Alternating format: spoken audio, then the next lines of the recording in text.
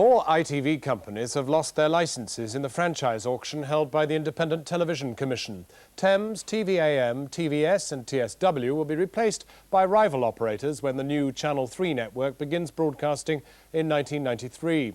The licence applicants, 40 in all, had to pass a quality threshold after submitting their cash bids. Both TVS and TSW were the highest bidders in their areas, and they are among several losing groups considering legal action against the ITC's decision. These are the main changes. In London, Thames TV was outbid for the weekday franchise by Carlton. TVAM lost the breakfast TV franchise to the Sunrise Consortium. TVS in the southeast of England will be replaced by Meridian, and TSW in the southwest will give way to West Country Television. Our Home Affairs correspondent Robert Parker looks at today's winners and losers and what the auction will mean for British television. Today's announcement by the Independent Television Commission in Knightsbridge brings to an end one of the longest-running cliffhangers in the history of television.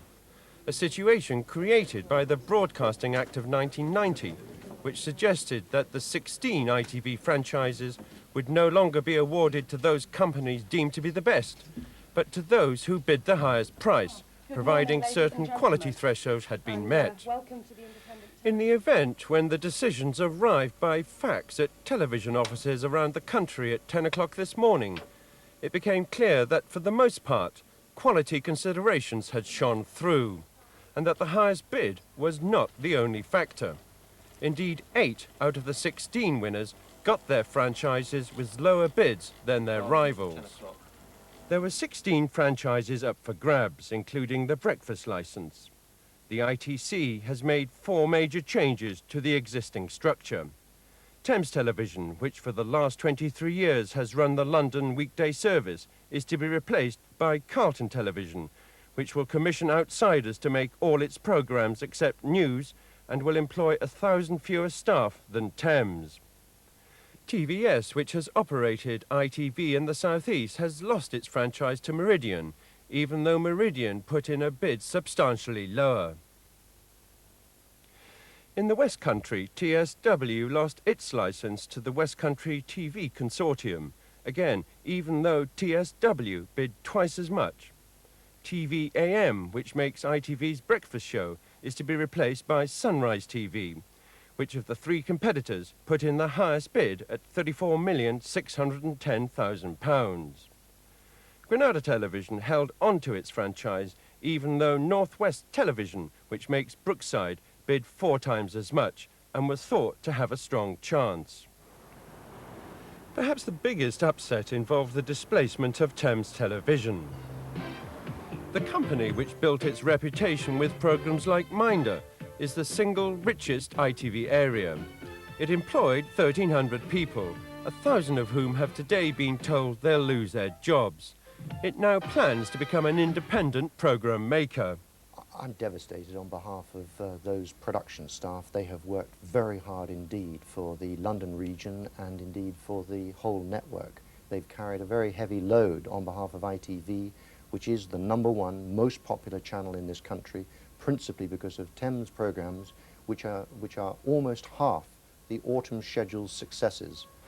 Thames will be replaced by Carlton Television. Carlton has already been involved in television facilities and production at a high level. Go on, Lewis! The makers of the highly successful Inspector Morse, Carlton thinks that it can devote more money to programme making by getting rid of expensive studio complexes. We are confident that we can do that. We think that our operating costs will be lower. We are confident that we will have adequate funding available for programming and run a profitable business. The only franchise that appears to have been won solely as a result of the price is the one held by TVAM. Of the 3 bids, Sunrise's £34,600,000 beat Daybreak's bid by £1,250,000. TVAM itself only offered £14.25 million, all that it thinks breakfast television can support. I do not believe that Sunrise will be a profitable company. I predict that Sunrise will be bankrupt in 1994. It's an extraordinary decision.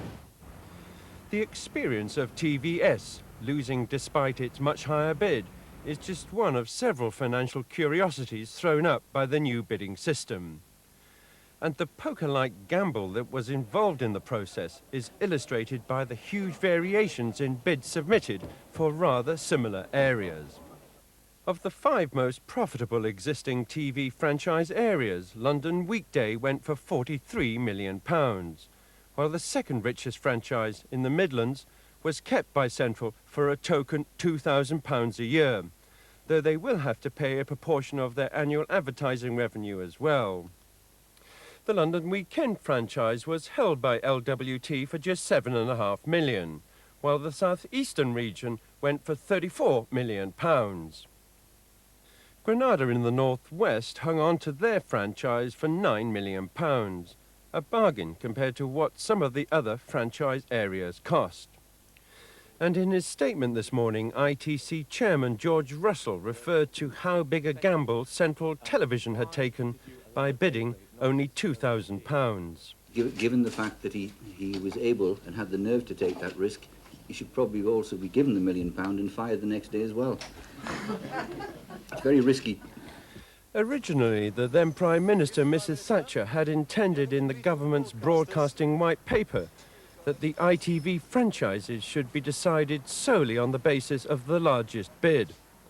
But today's decision underlies just how much George Russell and the ITC have quietly managed to get the idea of quality built back into the decision-making process, something that Russell himself today acknowledged. What has happened, we've taken a stand, a very strong stand for the last 3 years. I'd like to think that at the end of the day, we'll be able to say that what has come, and it's a belief, that I think quality has won on this occasion, and viewers will win. But some of the people who lost, like Phil Redmond of Northwest Television and Richard Branson, who had bids in for 3 franchises, are now considering legal action because they feel that by making the highest bid, they should have won. Similar actions are being contemplated by TVS and TSW. Our financial bid was slightly better than Carlton's, and therefore we feel that the ITC should have actually given us the licence and not Carlton. We made the highest bid by far of all 3 applicants, so we were confident of our business plan.